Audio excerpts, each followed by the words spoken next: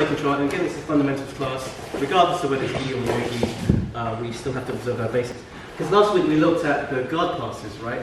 The closed guard passes, and I said that the further back you are, the more chance you have of creating tension to open it. Or if you're stacking him, you have a good chance of creating a different kind of pressure, which allows him to open up. Right? There are, of course, many, many other ways. But let's see, with pass guard, we've entered into this zone, which is the side control zone. Now, side control, there are probably a multitude of side controls. So when someone says get side control, well, what do you want side control cross face? Not cross face? Reverse scarf hold? Modified scarf hold? Headlock scarf hold? Do you want knee on belly? It's still side control. Even north-south, technically side control, because I'm kind of on the side. And then there are all the multitude of angles, like this is still kind of side control, as is this, in terms of the angles and the depth and positioning of your torso. So it can get very confusing. All I can say is you adjust according to your opponent. So we're going to look at some very simple drills where we can just get used to manipulating our bodies to there. So what we're going to do is we're going to chest on chest. I'm not locking up, he can do what he likes, and Marcel's just going to try and escape without using his hands. And I'm just following, not using my hands, but you can use my elbows. Yep. I have to try and stay in side control best we can. Now, if he can get this elbow in between me and him, he can start edging away and shrimping away. I'm losing it, I'm losing it. And there are, of course, other ways to escape. So he's not allowed to use his hands to grip you, handy that we're not doing gi. I'm not allowed to use my hands. We're kind of using the elbows and our knees and our hips and trying to adjust our weight accordingly. You see the idea of this drill? Mm-hmm. Yeah? Does anyone want to see what we did again? You get the idea. Just don't grip. Yeah? But stay in side control. See how long you can stay on there. So both people, you can shrimp, bridge, frame, headbutt. Okay? 1, 2, 3. I'm going to give the top person. I'm going to increasingly give the top person more and more weapons. Okay? How many people first of all found it fairly easy to maintain top pressure and prevent the person escaping? No? So you found that the bottom person, they got out fairly eventually, but because you didn't have your weapons, right, now I'm going to increase the weapons bit by bit. Alright, so who should I work this away? So before I asked that you weren't allowed to use your hands, so most of you were just kind of surfing, and without clamps and wedges and grips and things, eventually Wayne would find a way to get his hip out and get a frame in and create barriers. And good defense work from him. We're not talking defense, we're talking attack. So what I'm now going to allow you to do is, as the person bottom is moving, again, I'm not using grips, okay? You're allowed to hook around and take north-south. I'm trying to find underhooks here. See what I did there? I'm trying to find underhooks here, underhooks here. You can also, I'm allowed you to get a knee on belly, but you're not allowed to, there's nothing to grip anyway. You're not allowed to grip. So it's kind of knee on belly balancing. Okay? As he finds ways to get rid of the knee on belly, you're allowed to, again, find these underhooks, removing his ability to frame zone. I'm not gripping yet. Knee on belly. So I have more weapons at my disposal. It's not even a weapon, it's just a tactical part of where to put your arms. I'm not gripping, I'm just finding underhooks and ways to remove his elbow out of the equation. Here, and then this just adds a little pressure. You can of course switch around as they shrimp. Be aware of your space, because this means the bottom person will be doing a lot more of an active escaping maneuvers. Got the idea? Yes. Good, let's see. The next weapon you're allowed to have, and we could keep increasing weaponry, right? So when we started, we had nothing, just maybe allowed to use our arms very gently. The next stage, we were allowed to use underhooks, seeking underhooks. Now we're allowed to use head grabs, okay? When you control head and arm, you're in a damn good position in terms of stopping him escaping and, of course, attacking, which is the name of the game. We want to try and win by submission. So you're allowed to, at your discretion, as he's escaping, not only try and seek the appropriate hook, underhooks, and deny his elbows movement, yeah, without using my hands, you can, this is a head grab as well. You know, crossways is a head grab, especially when you use a shoulder. Now the onus is on him to try and frame away, which is annoying. Then of course you've got knee on belly. Okay, you've got, what's that, another head grab, reverse head grab. I'm not gripping, I'm not holding, I'm not relying on my fingers. So we're doing everything we can almost in this drill in Jiu-Jitsu apart from using our grips. And this is our introduction to NoGi in a way. Yes guys? Yes. You happy with that? Yes. Okay, 3, 2, 1, let's go! But basically, the techniques there are no different from when we train in the gi. I keep saying, search for underhooks, get head control, transition from side to knee on belly, and then mount or whatever. You're constantly attacking, you're constantly moving from position to position, you're constantly looking for secure holds. And when we take away the grips, and I could easily do this in the gi as well, because I'll do the same drill, it just forces you to concentrate, rely less on all this, because a typical learning curve, especially for the newcomers, is that you just grip for, you know, for mercy and dear life. And then after one sparring, 4 minutes of sparring, everyone just goes, I can't do another one, my hands are gone. Especially if I'm doing sleeve grip type drills. And it doesn't have to be, obviously, with experience you learn to chill a bit more, you need to relax your mind. So that is kind of a nice way of flowing through things. And, you can submit without even, if you get that reverse headlock, trust me, you can submit someone just doing that. And I haven't gripped anything. Now you add in the grips, either no-gi grips or gi grips, then you can see how to tighten, turn the screws and tighten and finish those things. So we're going to look at a couple of today that they happen to be no-gi. Gi doesn't matter, they're the same techniques, and they're very, very basic knee on belly type attacks. So I've got a steep response. So steep head here, on your back.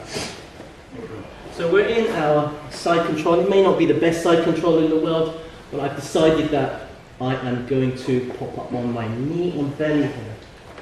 Now your knee on belly and how you orientate it, every instructor will say do it like this. But I find that because I'm small and my opponents vary in size, the knee on belly will vary accordingly. So against Steve, okay, because he's so strong, okay, and much bigger than me, I'm not going to get the knee on belly that I really like. So I have to find the optimum angle. So I put my instep across here, and I put my shin quite diagonally. All right, quite diagonally here. And the reason for that is because I know he's going to bump me off. I know he's going to push me off. He's going to use strength. So as he does, I'm prepared for it. Whereas if I was kind of like more transverse, as he bumps me off, I'm not in as great a position. It's a very subtle thing. Maybe it's not relevant to most of you guys, but I find that's the thing. So as I'm here, I'm expecting to bump me off, and I'm trying to mitigate against that. Right? If I brought knee height is more my size, same position, I prefer to go here. Can you see it's controlling his hips? So as he tries to bump me off, I have a lot more control over what I can do from there. I can do that against Steve, he's too powerful. Okay, not that he's not powerful, I'm sure he is, but he moves in a different way. So what I'm trying to say is your knee on belly, as there are varieties of side control, there are varieties of knee on belly. So you can kind of be familiar with, but you might just say now, I'll finish the technique. And what we're going to do is, we're going to get to knee on belly, let's start from the side. I like to create a bit of space, so I drop my hip and just slide here. It looks like I'm going to mount, and he puts that knee out to stop me from, stop me from doing this. Since we're doing no-gi, I have to hold on to an arm, or you can hold on to a neck here. In the gi, you would grip here, and we have a stable base. But either way, I want this arm. Okay? What I want him to do is, he's either going to push my hip, or he's going to push my knee. It doesn't matter. Either way, I hook underneath, so when he does, I hook underneath and grab here. Once you grab, you should be in a position where you cannot take that arm out. You cannot take that arm out. Take your time. And then we're taking our time to finish off with our arm. Everything has to be under control, even though it's no-gi, it feels like you're slipping or anything. That's why these particular hooks and grips are important. So once again, so here I like to press it in. See, I'm using my hip to crush down, because a lot of people defend like this. So I'm using my hip to crush down here, which means he can't stop me from getting in. So I use my hip to bear down here, and slide across, and then we're here. Bring that towards us. So he's on his side, his shoulders touching my chest. I want to spin round away from his universal stability. Here, don't do a big spin, get this knee here. Everything's in tight contact. Here, he will obviously be defending. A simple way is just to rip it upwards. Here. Keep the knees tight, thumb pointing up. The fulcrum's a little bit too low, I would adjust a little bit, and then we can finish off. You want to see that? Yep. Okay, so proceed. Here, so just to show you, if you spin around, just to show you what I was doing with my hip here. So your defense is quite tight. This is very normal, what you expect from someone who's a YouTuber. I'm not even going to pretend that I can get underneath here, it's too hard. So I just use my hip, pulling my way in here, here. If you react by pushing, grab the shoulder. It doesn't matter if your knee comes off. The important thing is I've isolated the shoulder. I've got it here, slip it around.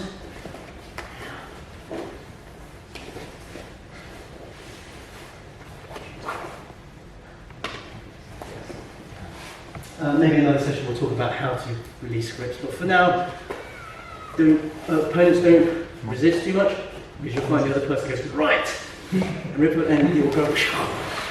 Okay? Let's go. So I like to get to knee on belly if I don't just go from here to here. What happens is when you do this, I have to lift myself off to get the knee on. And that kind of few millimeters is all he needs to frame away against me. See, whilst I win with the knee on belly, I kind of lost distance. Whereas the method that I now use, which I quite like, is aggressively shoulder and hip in, and it's all there. I don't have to take it. I can even just go straight to mount. But this slides in. They start pushing already, don't they? Which leads to the early shoulder. Okay, so from here, we previously looked at the armbar. This time what we're going to do is we're not going to spin right around, we're just going to sit here. Okay, capture the Kimura. Maybe he grips, maybe he doesn't. Capture the Kimura grip. Your job now is to get his fist to his back, where his kidney is.